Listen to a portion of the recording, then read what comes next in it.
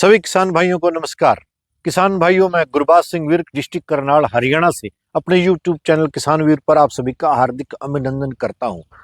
आज प्रथम दिन है जब हम गेहूं की बिजाई कर रहे हैं। उस परमपिता परमात्मा के चरणों में अरदास विनती की गई, उनके आगे हाथ जोड़ी की गई और उनसे आज्ञा लेकर आज 6 नवंबर सन 2024 को 6 एकड़ बीज का उत्पादन कर रहे हैं।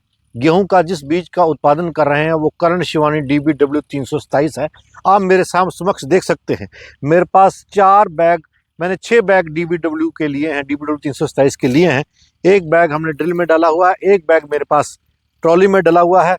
किसान भाइयों, 6 एकड़ हमारे पास है और 6 एकड़ में हम DBW 327 का यूनिवर्सिटी के बीज से हम बीज उत्पादन कर रहे हैं।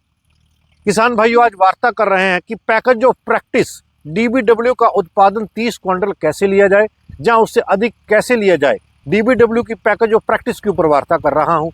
महत्वपूर्ण बिंदुओं को छूने का प्रयास करूंगा मैं।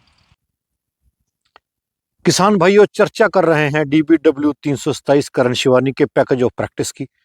अगर आप इसका अधिक उत्पादन लेना चाहते हैं तो आपको बिजाई करते समय आपको जीरो टिलेज के माध्यम से इसकी बिजाई उपयुक्त मानी गई है।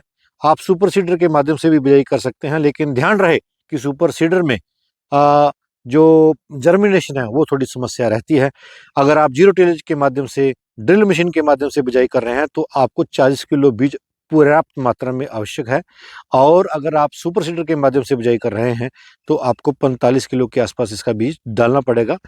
किसान भाइयों, चर्चा के अगर आप इसका अधिक उत्पादन लेना चाहते हैं तो आपको DBW के साथ ड्रिल के माध्यम से आपको 1.5 बैग DAP यानी 50 और प्लस 25 75 किलो या 70 किलो के आसपास आपको प्रति एकड़ में इसकी DAP नीचे देना अति अनिवार्य है।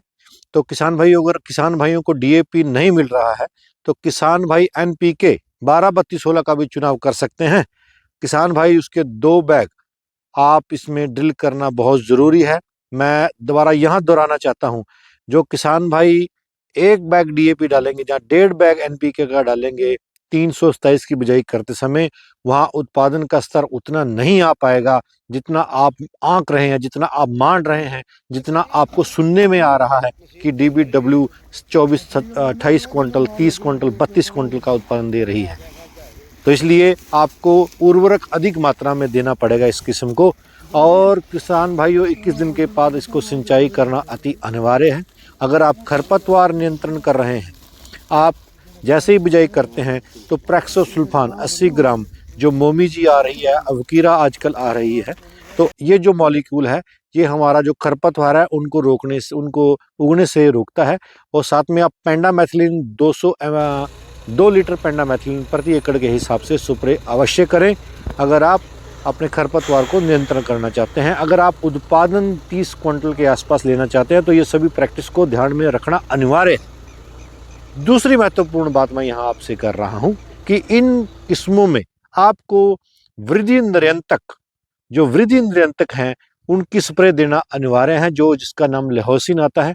आपको 55 और 75 दिन के ऊपर 2 स्प्रे देना अनिवार्य है, ताकि जो इसकी वृद्धि ज़्यादा ना हो सके। ये पौधे को रोक देती है, उसकी वृद्धि को रोकते हैं, लेकिन जो पौधा है वो नीचे फुटार करता रहता है। तो किसान भाइयों, ये हमेशा ध्यान रखें कि जितनी भी किस्में हैं 187, 222, 371, 72, ये तमाम जो किस्में रिलीज हो रही हैं, इनमें आपने वृद्धि नियंत्रक लेहोसिन का कम से कम 1 स्प्रे जरूर करें। 200 ml दवाई लेकर आप 150 से 200 लीटर पानी में स्प्रे कर सकते हैं। किसान भाइयों, इस पैकेज ऑफ प्रैक्टिस के विषय को आगे बढ़ा रहा हूं। इसमें अगर आप 30 क्विंटल का उत्पादन लेना चाहते हैं तो आपको 3 स्प्रे माइक्रो न्यूट्रिएंट के देना बहुत अनिवार्य है। सबसे महत्वपूर्ण यह है कि आप 30 और 35 दिन में पहला स्प्रे NPK कोरोमंडल का आता है 28-28-0, NPK 19-19 न लेकर किसान भाई 28-28-0 का चुनाव करें, और साथ में 1 किलो मैग्नीशियम उसको आप घोल लें, और 2 किलो यूरिया लेकर प्रति एकड़ में आपने स्प्रे जरूर करना है। तीनों का घोल बना लीजिए, अलग अलग घोल बना लीजिए, और 150 से 200 लीटर पानी में आपने स्प्रे करना है। इस प्रक्रिया को, ये जो मेथड है, ये जो विधि है, ये जो हमने आपको कॉम्बिनेशन बताया है NPK 28-28-0 और 1 किलो मैग्नीशियम ये आपने 2 स्प्रे देने अति अनिवार्य हैं।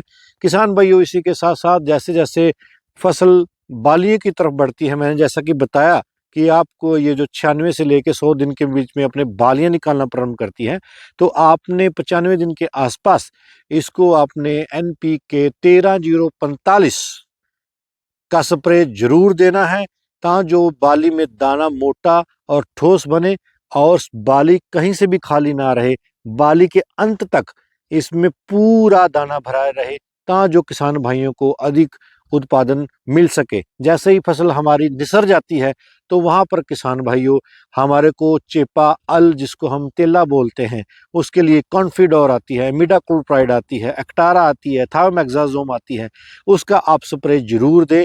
और आप इसमें आप जो फफूंदनाशक है, हालांकि इसमें कोई भी बीमारी नहीं आती है, कोई ब्लाइट नहीं आती है, पीला रतुआ भूरा रतुआ इसमें नहीं आता, लेकिन हमारे को एक अच्छा स्प्रे देना। कई बार गर्मी मार्च में तापमान एकदम बढ़ जाता है, तो उस तापमान से अपनी फसल को बचाने के लिए किसान भाइयों के लिए जरूरी हो जाता है कि आप फफूंदनाशक, अच्छा फफूंदनाशक कस्टोडिया, एमिस्टार टॉप, इनका चुनाव जरूर करें।